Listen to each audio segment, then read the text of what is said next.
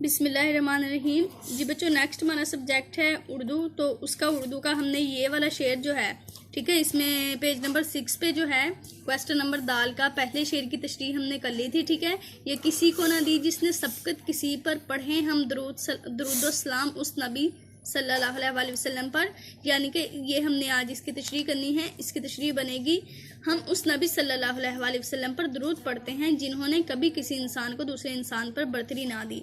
बच्चों, आपने पूरे अशार जो है आंसर लिखते वक्त दोबारा से पूरे अशार लिख के उनकी तशरीह जो है दोबारा से सारी लिखनी है। ठीक है, तो तब ये जो है क्वेश्चन हमारा पूरा हो जाएगा। इसकी तशरीह जो है वो मैं आपको दिखा देती हूँ। मैंने इस तरह जो है उस दिन ही लिख ली थी।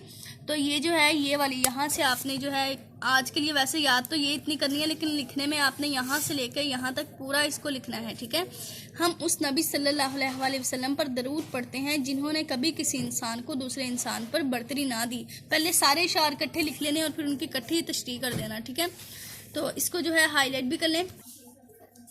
ये मैंने हाईलाइट कर लिया है बच्चों। तो इसका जो है ये आपने एल भी करना है और इसको अपनी नोटबुक्स के ऊपर लिखना भी है। ठीक है, टेक केयर, अल्लाह हाफिज़।